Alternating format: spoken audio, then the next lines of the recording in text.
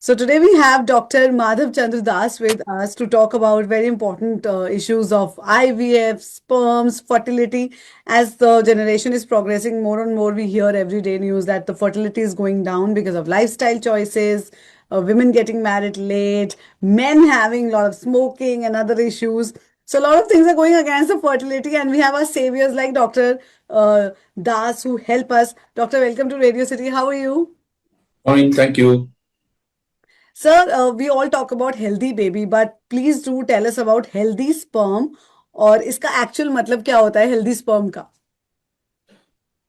Basically, we are talking about pregnancy. When you talk about pregnancy, not only a pregnancy, it's a good pregnancy, which by that I mean the baby healthy होना चाहिए, and it's not only physically healthy, it's should be psychologically in good health. Now, the problem is obviously we may not know when the baby is born. We do know that the baby is healthy, or even before the baby is born, we come to know through various high-tech ultrasound whether the baby is healthy or not, there's some physical deformity or not.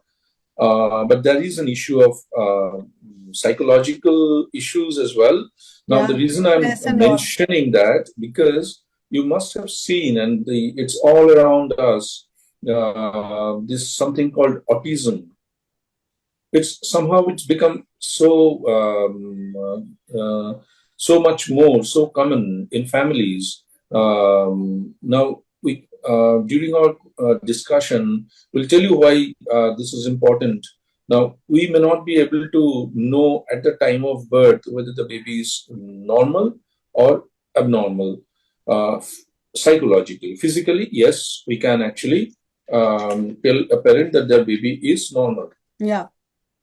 Okay, now, to get a healthy baby, of course, it's important that we have to have a good egg and good sperm.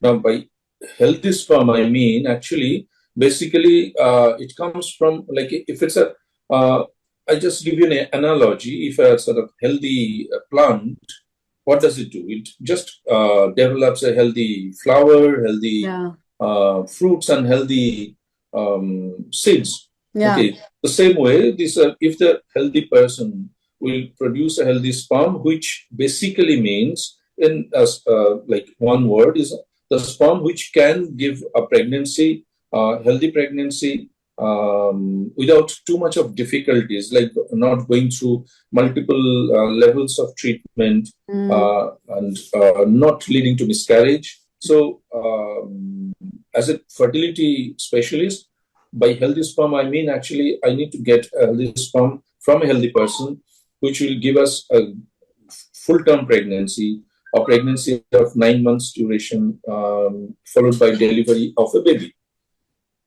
Absolutely, absolutely, sir. Sir, but beyond the sperm count, how do you define a sperm a good? Like, what other factors are involved? Basically, the sperm health is actually, it's not a single thing.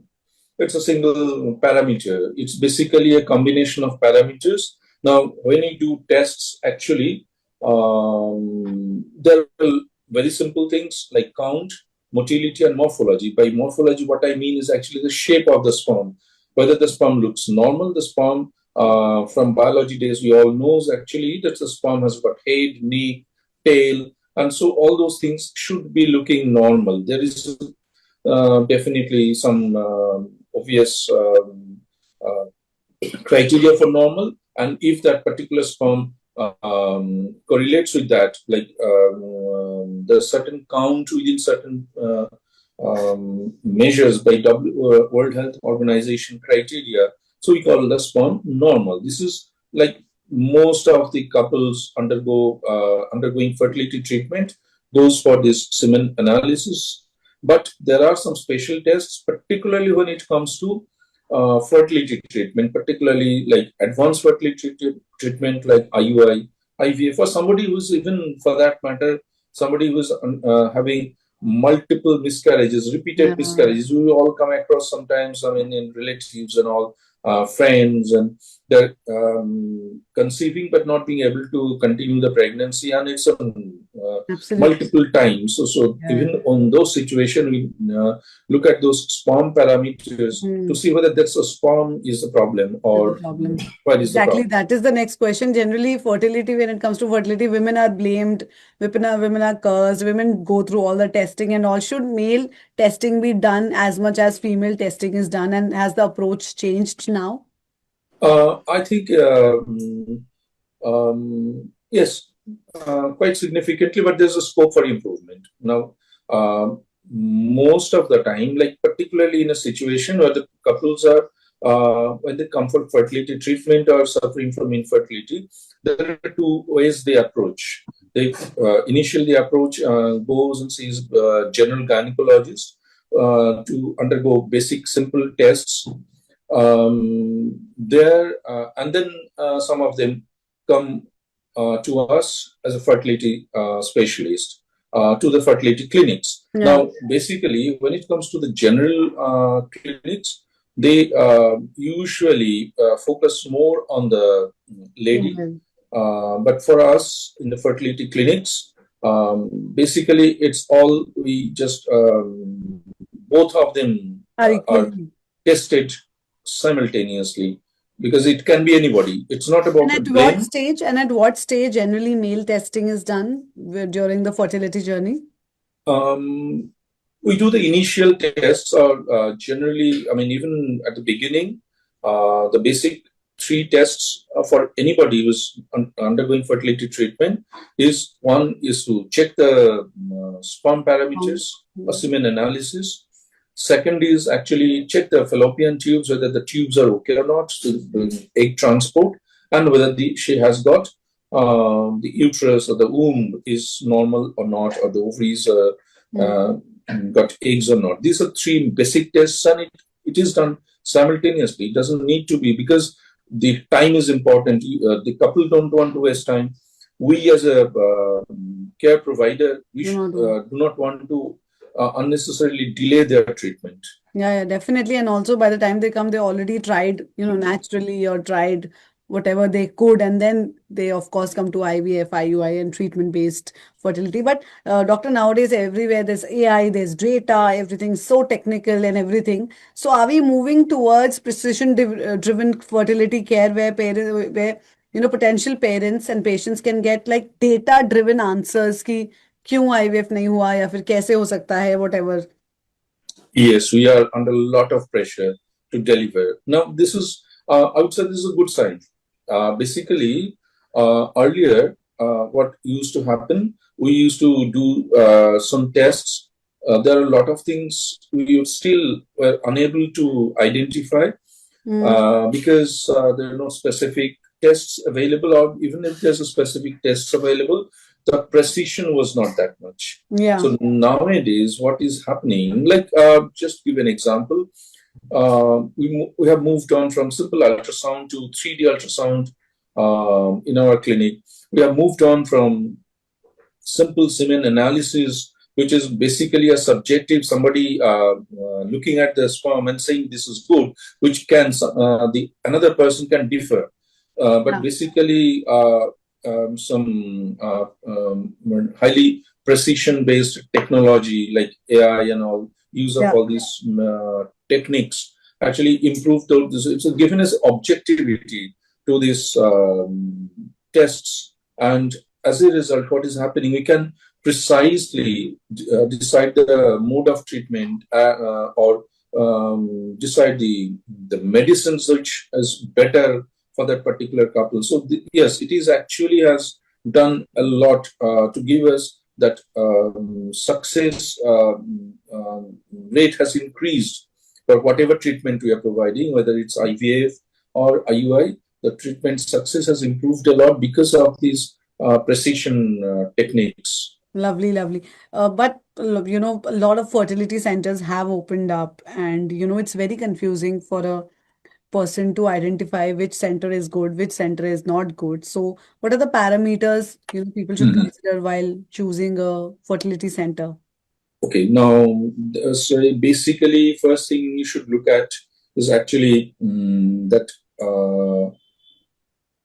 how long that clinic is there, number one, because obviously the longer a clinic is operating, the likely to that they are doing a good job. So that's why they are being able to continue. Otherwise, you and I, we all know for any irrespective of whether it's a fertility clinic or a hospital or any other businesses, if we are not performing well, at some point it is going to close down. Now, Yeah. one of the things is actually how long that is operating, the person, because it's not only machines that important, it's the person behind the machines. So the doctor and his team, the experience of them, that is important to consider. Third is actually the machines, because yes, you can always do treatment. In 2026, you can use your machines which are 2006 wala machine se kar sakte ho. So obviously we'll get the result of 2006, not 2026. Wow. Okay, so basically there should be from the clinic perspective, there should be a hunger to improve the quality, to keep up with the time, keep up with the changes in the machines. And So lab quality, how important is lab quality? it's extremely important. That is what we call is actually I may be actually perfectly healthy. Now, what that means is actually I may be looking sort of slim and very well muscled body and all. But From if my outside. heart is actually not working properly, I may not just move few meters. I mean, I might just get very sick. So our lab, IVF lab, is like that. It's the heart of the clinic. Yeah. Yeah. So lab कितना important होता है lab and lab के अंदर जो technology है for the success rate influence कितना करता है वो It's extremely important. It is basically, it is like actually, if I say, if everything else is fine, like if my heart stops beating, Yeah. even though my muscles are all working, I won't be able to survive. I mean, this is how the lab is to us, because I may be a very experienced person. I may have some good machines, but if the overall quality, both in terms of its environment in the lab and the different types of machines, they should work in synchrony. And if it's not working properly, then certainly it's not going to give us a result or give the couple a result they want.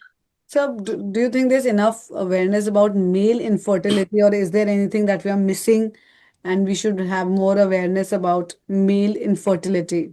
Yes, unfortunately, when it comes to infertility, the focus is usually mostly on the female side.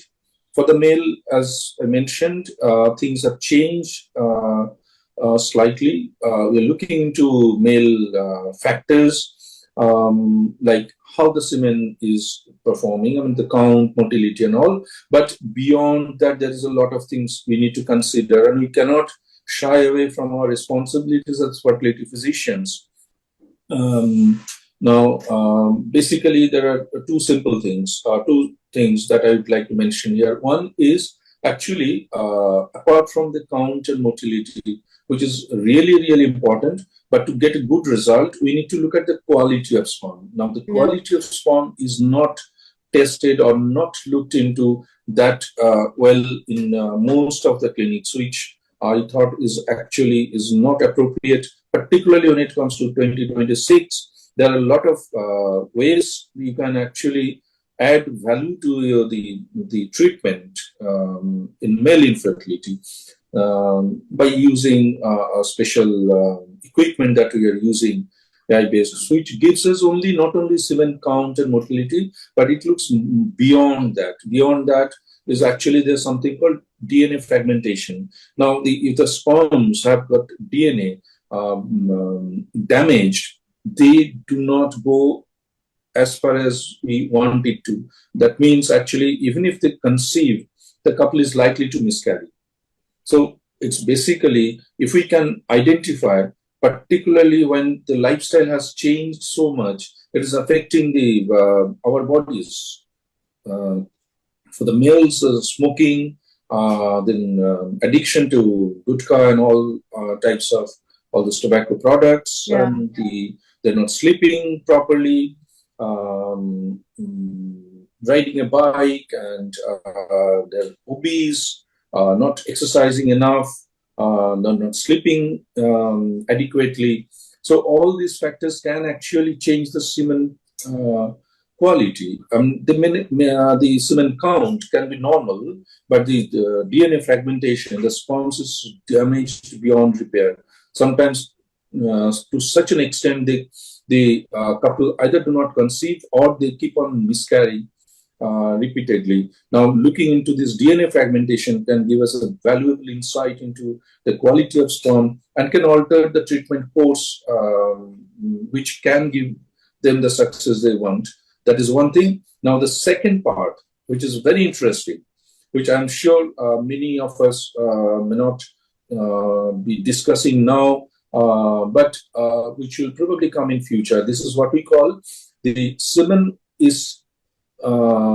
It's being said that semen, the sperm parameters, is a window to men's health.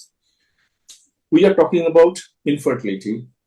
Yes, it is important, but then again, from the semen count, from the DNA fragmentation that I just mentioned, we can identify a person who is likely to have higher chances of diabetes in his later life,